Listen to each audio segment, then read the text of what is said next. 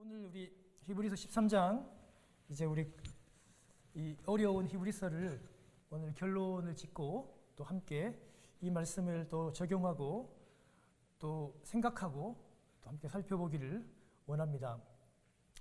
여러분, 우리 그동안의 히브리서를 계속 이렇게 쭉 들어왔잖아요. 그런데 여러분 이제 이번 주 중에 이제 13장까지를 다 봤으니까 집에 가셔가지고 꼭 정독해서 한번 읽어보시기를 바랍니다. 여러분 히브리서를 받았던 편지를 받았던 이 수신자들은요, 제가 누누이 강조했듯이 로마의 핍박과 그리고 그 동족들의 어떤 그런 협박과 어떤 괴롭힘과 여러 가지 어려움 때문에 원래 이제 다시 자기들이 유대교에서 나왔는데 너무 힘들고 괴롭게 하니까, 그리고 다시 유대교를 선택하면 이제는 로마로부터는 좀 자유할 수 있으니까 다시 배교해서 유대교로 돌아가려는 유대교 출신 크리스찬들에게 보낸 편지입니다. 편지인데 좀 어렵죠. 그래서 뭐 논문이라고 하기도 하고 책이라고도 하는데요. 그래도 편지 형식이고 편지입니다. 그런데 여러분, 이 히브리서 안에 그렇게 핍박을 당하는 그 히브리 크리스찬들에 대한 답이 있어요. 정답이 있는데 평범하지는 않습니다. 여러분, 그거는요, 그 정답은 세상의 위로 같은 게 아니에요. 막 힘들고 이렇게 좀 쉬어라, 이렇게 좀 고통을 좀 피해가고 회피하는 그런 방법론적인 것을 제시하면서 세상적인 위로를 주는 게 아니었어요. 세상의 눈으로 본다면 좀 생소합니다. 그리고 약간은 좀 과격하거나 극단적일 수 있는 그런 해결책의 방법이 있는데요. 그게 뭐냐 하면, 내가 지금 예수 때문에 죽겠는데, 예수 때문에 죽을 판인데도 그 정답은 예수를 바라보라는 겁니다. 그리고 그 예수를 생각하라는 겁니다. 깊이 예수를 생각하라는 겁니다. 여러분, 세상적인 논리나 객관적으로 보면 이해가 안 돼요. 그리고 그렇게 좋은 해결의 방법도 아닌 것처럼 보입니다. 세상의 관점으로 보면 예수 때문에 핍박받고, 예수 때문에 죽음을 맞이하고, 예수 때문에 매맞고, 예수님 때문에 가진 것을 다 빼앗기는, 예수님이 완전히 고통의 그 이유가 원인이에요. 그런데 그 지긋지긋하게 보이는 그 예수를 멀리하지 않고 다시 생각하고, 깊이 생각하고 다시 바라보는 것이 해결책이라고 이 히브리서가 강조하고 있어요. 그냥 해결책이 아니라 예수를 바라보고 예수를 생각하는 것이 유일한 해결책이래요. 그래서 여러분, 예수 안 믿는 세상 사람들은요, 절대로 히브리서를 이해할 수 없습니다. 예수를 믿는 저와 여러분들만 이해할 수 있는 거죠. 여러분, 히브리서 기자는요, 우리 예수님만이 믿음의 주요, 즉 믿음의 창시자, 믿음을 만든 사람이요, 믿음을 온전케 하신 분이기 때문에, 믿음을 완전하게 하시는, 마무리 짓는 분이시기 때문에 그 예수를 바라보자고 얘기했어요. 예수 그리스도, 오늘 8절에 나오듯이 어제나 오늘이나 영원토록 동일하시기 때문에 그 예수를 바라보자고 얘기합니다. 여러분, 이 영어가 너무 쉬운데 여러분 가슴에 확 와닿아요. Jesus Christ is the same yesterday and today and forever. 여러분, 예수 그리스도는요, 항상 the same이래요.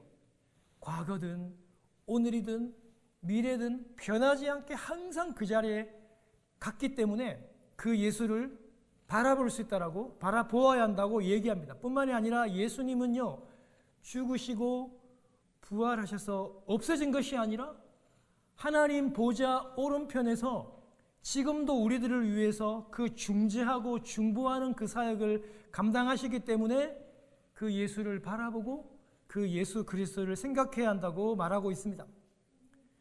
여러분, 우리가 기억을 한번 더듬어 보면요, 히브리서 1장부터 10장까지는요 계속 무엇을 강조했냐면 우리 주 예수 그리스도는요, 우월하시대요.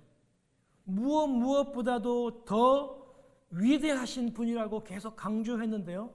여러분, 무엇보다도 더 위대했어요. 예수님은 모든 천사들보다도 위대하신 분이고, 예수님은요, 그 어떤 선지자들보다도 예수님은 위대하신 분이고, 예수님은요, 그 어떤 제사장보다도 가장 뛰어나신 대제사장이라고 그렇게 강조했습니다. 그런 위대하신 대제사장임에도 불구하고 당신 자신이, 대제사장인 당신 자신이 친히 제물이 되어 오늘 영문 밖에서 십자가에 달리셔서 몸 찢으시고 피 흘리신 대제사장. 여러분, 세상의 종교에서는 이런 일이 있을 수가 없는 일입니다.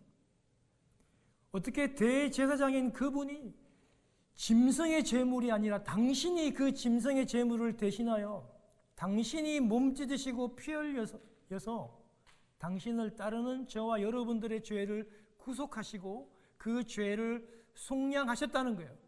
그리고 죽은 것으로 끝난 게 아니라, 사라지신 게 아니라 부활의 첫 열매가 되어 하늘나라 하늘 보좌에서 지금도 우리를 위해서 그 중보의 사역을 감당하시고 계시니 우리가 그분을 바라보고 그분을 생각하고 의지해야 된다고 얘기하는 거예요. 여러분, 그리고 그 유명한 우리 믿음장이라고 할 수 있는 히브리서 11장에서는요, 여러분 믿음을 딱 정의했잖아요. 여러분, 우리 다 배웠잖아요. 믿음은 바라는 것들의 뭐라고요? 그렇죠. 이제 다 외우잖아요. 믿음은 바라는 것들의 실상, 즉 바라는 것들의 확신이라고요. 그리고 보이지 않는 것들의 뭐라고요? 증거입니다. 예. 믿음이라는 거는요, 눈에 안 보여도 그게 딱 증거물이 되는 거예요. 그리고 또 뭐라고 말씀했습니까? 믿음이 없이는 못한다고요? 믿음이 없이는 하나님을 기쁘시게 못해요. 그래서 반드시 믿음이 있어야만이 하나님을 기쁘시게 할 수 있다고 11장에서 얘기하면서, 여러분, 그러면서요, 지금 히브리서를 받고 있는 이 수신자들보다 훨씬 더 고통스럽고 어렵게 살았지만 믿음을 가지고 살았던 그 16명의 믿음의 선조들과 또 이름도 빛도 없이 살았던 그 무명의 많은 믿음의 선배들을 초청하고 모시고 와서 그 살아있는 그 믿음의 예증을 들면서 오늘 고통 중에 있는 히브리서에 있는 수신자들을 위로했던 것입니다. 믿음이란 이런 것이다. 추상적이고 철학적인 것을 얘기한 것이 아니라 실제로 그 믿음을 살았던 그 선배들의 믿음의 예정들을 가지고 와서 믿음은 이런 것들이라고 설명을 했습니다. 여러분, 그리고 12장에서는 그 믿음의 선배들과 우리가 다 같이, 여러분, 운동회처럼 뭐요? 믿음의 그 릴레이 경주를 하는 것에 비유를 했어요. 여러분, 앞에 있는 아무리 여러분 육상선수처럼 잘 달리는 친구가 빨리 달려가지고 1등 하면 뭐합니까? 내가 바통을 놓치면 꽝이에요. 여러분, 우리가 다 릴레이 다 해봤잖아요. 이렇게 여러분, 믿음의 릴레이 경주는요, 끝까지 같이 잘 뛰어야지 의미가 있는 것이라고 얘기합니다. 여러분, 우리 믿음의 선배들은요, 그동안 이 믿음의 릴레이 바통을 잡고 열심히 달려가지고 우리들에게 넘겨주시고, 그분들은 이제 구름같이 흐다한 정인이 되어 지금의 이 믿음의 바통을 달리고 있는 우리들을 다 같이 일어서가지고 응원하고 격려하고 있다고 얘기했습니다. 그래서 우리는요, 이 무거운 짐과 얽매이기 쉬운 모든 죄를 다 벗어버리고 이제는 릴레이 17번째 주자가 되어서 여러분, 이 믿음의 다름질을 참고 달려가는 거예요. 여러분, 그 100m 여러분, 그 스프린터 여러분, 그 달리기 하시는 여러분 분들이 뭐 9초 58 여러분 우리까지 세계 신기록이 나왔는데요. 여러분, 이런 그 스프린터 경주하는 사람들은요, 100m를 달리는데 숨을 한 번도 안 쉬어요. 여러분, 경주를 잘하려면 다름질을, 이 숨을 참고 달려가야 하는 것입니다. 그리고 이제 13장, 오늘 히브리서의 여러분 결론을 우리가 오늘 맞이하게 되는 겁니다. 여러분, 13장은요, 지금까지 계속 강조해 온 게 있잖아요. 뭡니까? 믿음의 주요, 온전케 하신 그 예수 그리스도를 바라보자. 어제나 오늘이나 그리고 미래에도 변함없는 그 예수 그리스도를 바라보고 깊이 생각하라는 것에 구체적인 그 현실적인 어떤 그런 적용점입니다. 그래서 오늘 두 가지 측면으로 하나님의 관계적인 측면과 그리고 우리가 살아가는 세상 안에서 이웃들과의 그런 관계적인 측면에서 실제적으로 어떻게 살아가야 하는지를 실제와 적용의 차원에서 여러분 오늘 이 13장이 기록이 되어 있습니다. 여러분 실제로 세상 안에서 살아가야 하는 환난과 고통 안에서 우리 성도들은 실제로 어떻게 살아가야 하는지를 설명을 해놓고 있다는 거예요. 우리가 생각하는 방식과는 좀 달라요. 너무 고통스럽고 너무 힘드니까 좀 쉬어가고 피해서 돌아가고 멈추어서 주의를 경계하고 여러분 그런 방식이 아닙니다. 핍박이 있어도 달려야 할 것은 달리고 해야 할 것은 해야 하는 지킬 것은 지켜야 하는 그런 방식으로 우리에게 실제적인 것을 이야기하고 있습니다. 여러분 우리의 신앙의 생활들이 성경이 가르쳐주는 모든 여러분 대부분의 그런 지침들이 여러분 핍박 가운데서 어렵고 힘들지만 우리 주님이 함께 하시니까 내 안에 하나님이 함께 계시니까 그 길을 달리라고 그렇게 여러분 가르쳐주고 있는 것이죠. 여러분 하나님과의 관계 안에서 어떻게 하라고 하냐면요, 그 치욕스러운 십자가를 지고 영문 밖으로 즉 성문 밖으로 나가신 그 주님을 따라가라고 얘기해요. 그러면서 여러분 십자가를 치욕의 부끄러운 십자가를 지고 영문 밖으로 성문 밖으로 예수님을 따라가니까 얼마나 힘이 들겠어요. 얼마나 고통스럽겠어요. 그렇지만은요 그 예수님으로 말미암아 찬양의 찬미의 제사를 드리라고 얘기해요. 우리가 여러분 오늘 이 고통 중에 세상 고통 중에서도 오늘 여러분 얼마나 기쁜 찬송을 하나님께 올려드렸습니까?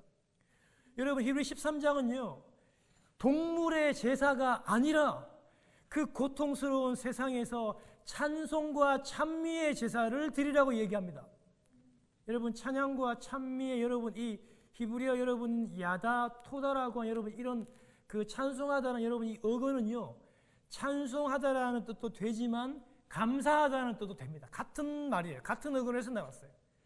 세상에서 고통스럽고 힘들지만 하나님께 찬송의 찬미의 제사를 드리고 짐승의 제사가 아닌 감사의 제사를 드리라고 하나님과의 어떤 그런 관계적인 면에서 우리를 얘기하고요.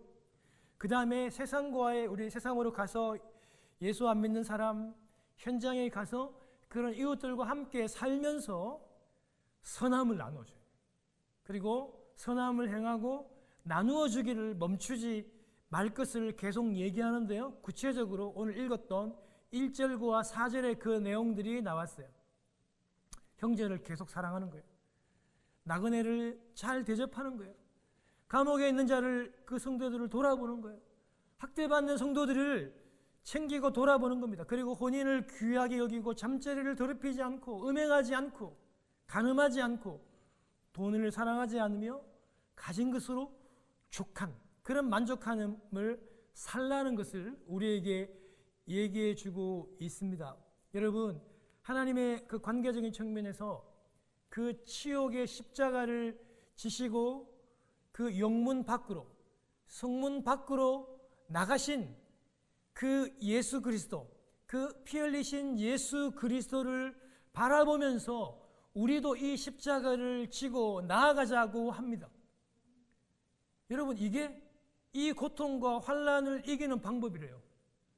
아니 지금도 힘들어 죽겠는데 뭘 또 십자가를 지고 가야 하나 이렇게 생각할 수 있겠지만 이것이 여러분 정답이에요. 이렇게 힘들고 어려워도 십자가를 지면 우리 하나님께서 그 방법을 주시고 우리 하나님께서 위로를 주신다고 얘기합니다.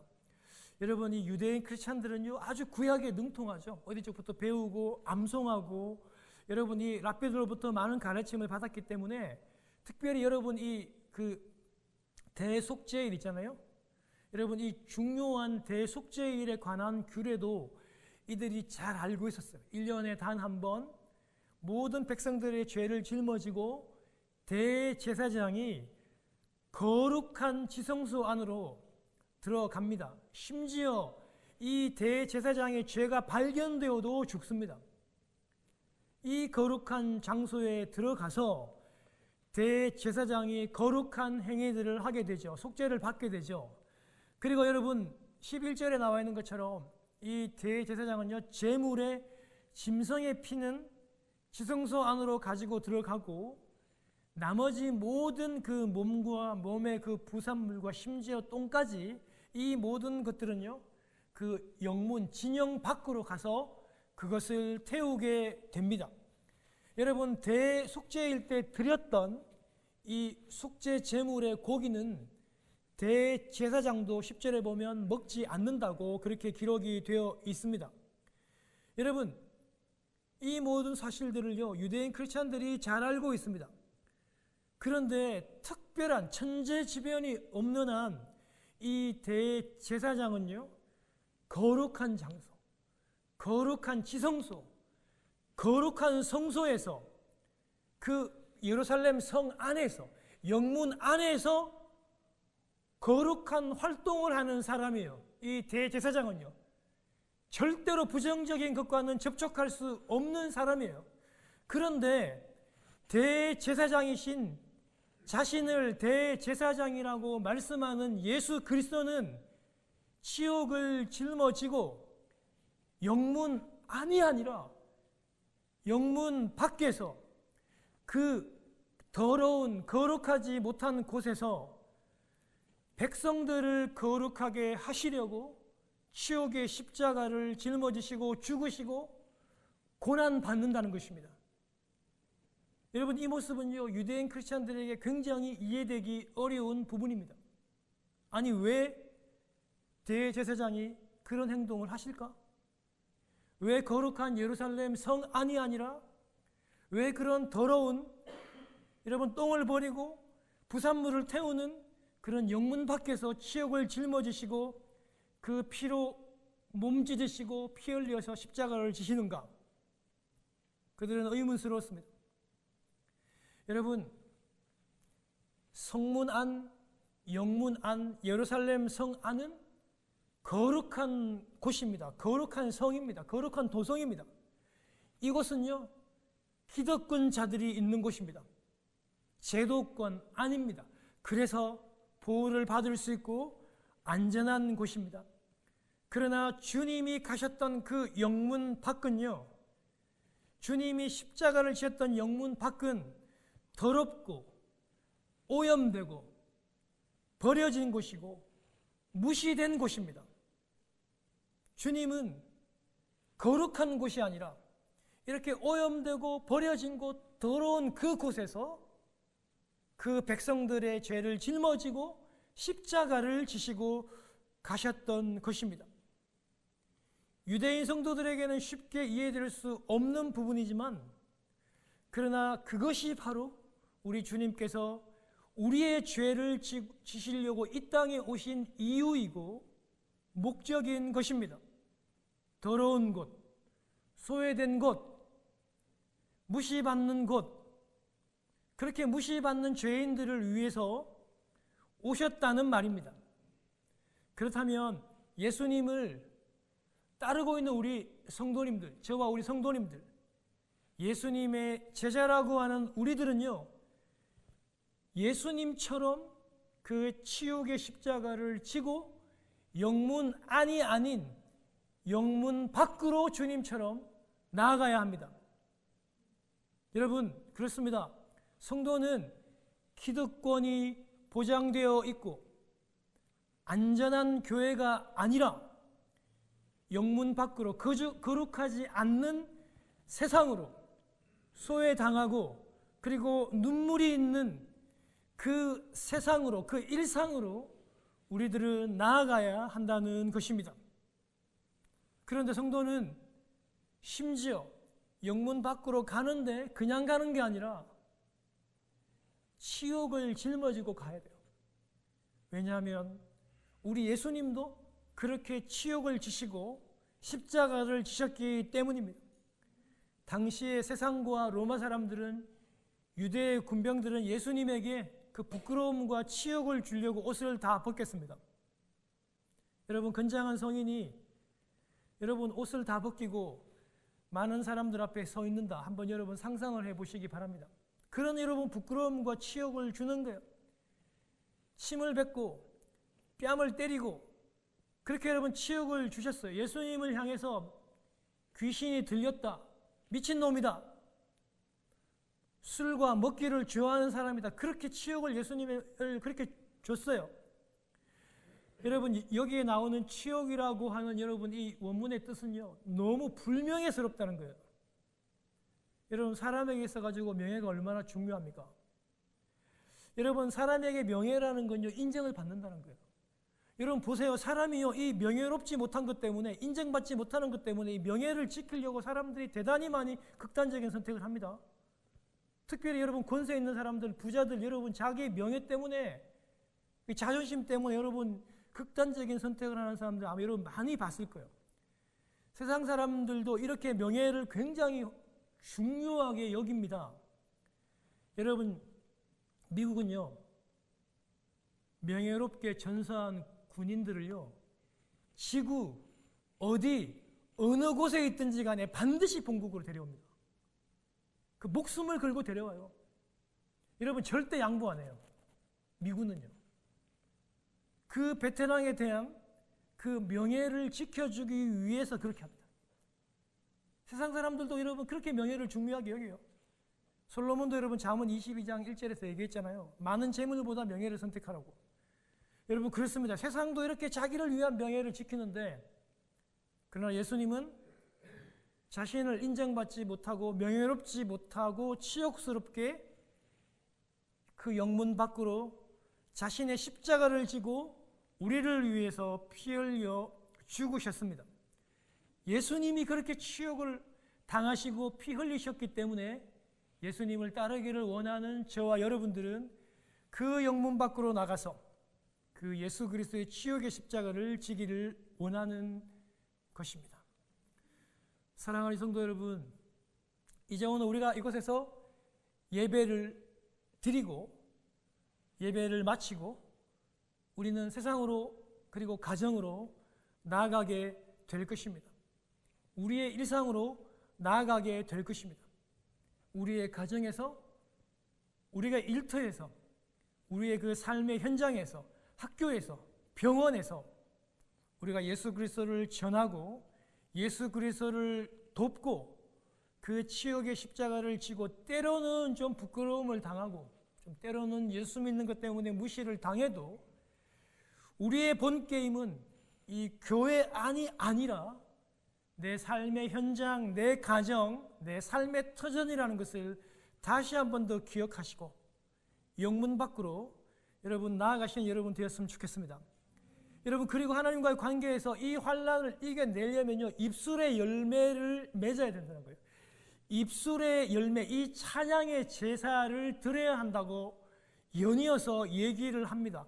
그 율법의 동물을 죽여서 드리는 제사가 아니라 찬미의 제사, 찬양의 제사, 이 감사의 제사를 드리면서 이 어려운 이 고난의 시기를 넘어가자고 얘기합니다. 사랑하는 성도 여러분, 우리가요 절망을 당하고 낙심 중에 있을 때 불현듯 우리의 머리를 스치는 여러분 그런 찬송이 기억이 나고 그 찬송을 불렀을 때 설교 수십 편을 듣는 것보다 정말 큰 은혜와 감동을 받는 경험을 하셨다는 것을 아마 여러분 다 아실 것입니다. 사랑하는 성도 여러분, 고통스럽고 힘들 때 불평을 내뱉는 사람이 아니라, 저주를 내뱉는 사람이 아니라, 푸념을 내뱉는 사람이 아니라, 부정적인 말을 내뱉는 사람이 아니라 찬송과 찬미와 감사의 말을 하나님께 드리는, 그 제사를 드리는 여러분들이 되셨으면 좋겠습니다. 사랑하는 성도 여러분, 이제 마지막으로 우리 이웃과의 그런 관계적인 측면입니다. 오늘 1절부터 시작해서 4절, 5절까지 나와 있는 내용인데요. 우리가 너무나도 잘 알고 있는 내용입니다. 선을 행하고 나누어 주는 모습이, 여러분, 우리의 믿음의 적용이 선을 행하는 모습과 나누어 주는 그런 현실적인 적용으로 나타나야 한다는 겁니다. 1절에 보면요, 서로 사랑하는데 계속 그렇게 사랑해야 한다는 겁니다. 여러분, 우리 사랑하는 성도님들을 돌아보고 사랑하고 끝까지 지켜주는 우리의 모습이 되어야 한다는 거죠. 여러분, 그리고 손님을 나그네 대접하기를 소홀히 해서는 안 된다고 얘기합니다. 여러분, 당신은 2000년 전 당신은 오늘날하고 나그네 개념이, 손님의 개념이 틀려요. 오늘은 여러분 돈을 들여서 즐기기 위해서 오늘날 많은 여행객들은 그렇게 여행을 많이 합니다. 당신은 그렇지 않았어요. 여러분, 당시의 손님과 나그네는 거의 다가 예수님 때문에 복음 전하러 다니는 순회 복음자든지 아니면 예수 믿는 것 때문에 쫓기고 핍박당하는 그런 손님과 그런 나그네들을 말합니다. 그런 사람들을 소홀히 대접하지 말라고 얘기합니다. 그리고 감옥에 갇힌 사람 역시 그들을 잘 대접하라고 얘기합니다. 학대받는 사람들을 역시 여러분 대접하라고 얘기하는데, 돌아보라고 얘기하는데, 여러분 여기서 학대받는 사람, 감옥에 갇힌 사람이 모두 다 그렇게 예수 믿다가 믿음 지키다가 그렇게 어려움 당한 사람들을 얘기합니다. 사랑하는 여러분, 세상에서 우리 이웃들을 그렇게 섬기고 그렇게 챙기고 돌아보는 여러분들이 되었으면 좋겠습니다. 여러분, 오늘날 예수 믿는 것 때문에 감옥 가는 사람들이 없죠. 그렇지만 여러분 곰곰이 생각해 보면 여러분 지금도 예수 믿어가지고 죽임을 당하고 예수 믿는 것 때문에 매맞고 예수 믿는 것 때문에 공동묘지에 못 들어가서 떠도는 그런 사람들을 선교하는 우리 선교사님께 우리가 오시면 그들을 위해 헌금하고 그들을 위해 축복하고 그들을 위해 기도하는 이런 모든 행위들이 이 안에 다 포함됩니다. 여러분 꾸준히 계속해서 우리 지금 모슬렘권에서 노력하시고 선교하시는 일본도 그렇고 카자흐도 그렇고 키르기스탄도 그렇고 여러분 너무나도 선교하기 힘든 상황이에요. 여러분 목사인 저한테는 여러분 가끔씩 여러분 그런 진심을 얘기할 때가 있어요. 너무 힘들다는 거예요. 그러니까 어디까지냐면 계속 선교사님이 자신을 탓해요. 내가 못났으니까 이렇게 선교가 안 되나? 내가 능력이 없으니까 선교가 안 되나? 계속 자책하면서 힘들어하는 여러분 그런 장문의 여러분 이 이메일을 받으면 저도 너무 미안하고 그들을 축복할 수밖에 없습니다. 여러분 우리가 그 힘든 그분들을 위해서 여러분 계속 우리가 후원하고 기도하는 여러분 되었으면 좋겠어요. 그리고 또 한 가지가 뭐냐면 결혼을 귀하게 여기라는 거예요. 잠자리를 더럽히지 말라는 거예요. 음행하거나 간음하지 말라고 그렇게 얘기해요. 사랑하는 성도 여러분, 오늘날 사단이 가장 즐겨 공격하는 부분입니다. 여러분 결혼과 이 음행의 문제를 오늘날 사단이 가장 민감하게 공격하는 부분입니다. 제가 여러분 얼마 전에 하나의 기사를 봤는데요. 오늘날의 젊은이들은요 결혼을 좋아하지 않아요. 대부분 다 그 여러분 동거를 선호해요. 왜냐하면 그 이유가 나와 있다. 왜냐하면요 결혼은 돌이킬 수 없는 행정적인 결과를 남기는 거래요. 왜냐하면 쉽게 그렇게 이혼할 거니까. 그래서 여러분 결혼을 하지 않고 그렇게 동거를 선호한대요. 여러분 결혼은 하나님의 선물입니다. 남녀가 만나 부부가 되고 그리고 그 부부가 한 몸이 되는 놀라운 신비를 경험하는 거예요. 아름다운 가정의 결혼은 출발입니다. 그리고 여러분 결혼은 또 교회의 출발이기도 합니다. 이것을 절대 무시하면 안 돼요.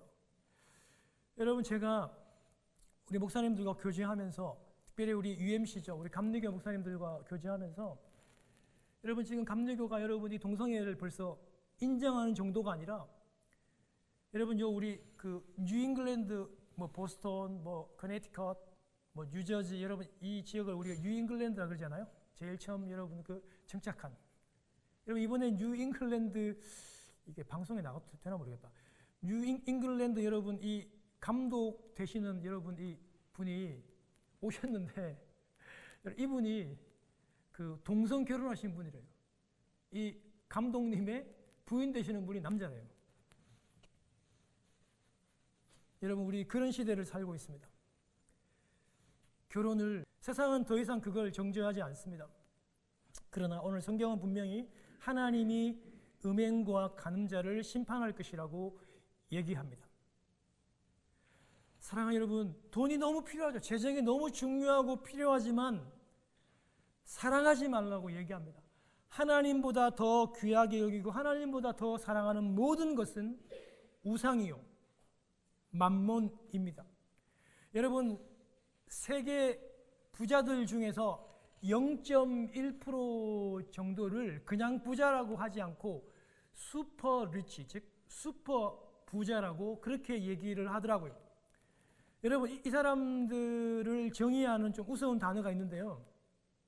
그러니까 내가 가진 재산을 이렇게 카운트할 수 있으면, 헤아릴 수 있으면 슈퍼 부자가 아니라는 말이 있습니다.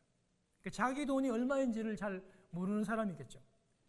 여러분, 이 0.1%는 세상에 있는 모든 수익의 50%를 다 가져가는 사람입니다. 엄청나게 돈이 많겠죠. 여러분, 세상이 지금 이대로 만약에 간다면, 이 양극화가 진행이 되면 이 세상은 파국으로 치닫는다고 많은 경제학자들이 얘기를 해도 이 0.1% 슈퍼 갑부들은요, 나누질 않죠. 여러분, 그런데요, 이 슈퍼 부자들의 인터뷰를 한 내용 중에서 아주 여러분 특이한 사항들을 제가 발견했는데요. 이 슈퍼 부자들의 99.9%가요, 자기가 가지고 있는 돈에 만족하지 않는데요. 그리고 99.9% 슈퍼 부자가 하는 말이, 내가 가진 것에 15%가 좀 더 있었으면 좋겠다. 그렇게 얘기하고 만족하지 않는다고 얘기합니다. 여러분, 오늘 성경은 자기가 가진 것에 만족하고 돈을 사랑하지 않고 그렇게 살아가라고 얘기합니다. 사랑하는 성도 여러분, 우리 히브리서를 마치면서 예수님에 대한 믿음의 생활은, 믿음의 경주는 이렇게 실제적으로 적용되어져서 나타나야 합니다. 그 치욕의 십자가를 치고 우리도 영문 밖으로 나아가야 하며, 이웃에 대한 선한 삶으로 이웃을 돌아보고 섬기고, 또 결혼을 존귀하게 여기고 음란하지 않고 돈을 사랑하지 않으며 지금의 것에 만족하면서 우리의 이 치욕의 십자가를 지고 영문 밖으로 나아갈 수 있는 여러분 되시기를 주님의 이름으로 축원합니다. 하나님.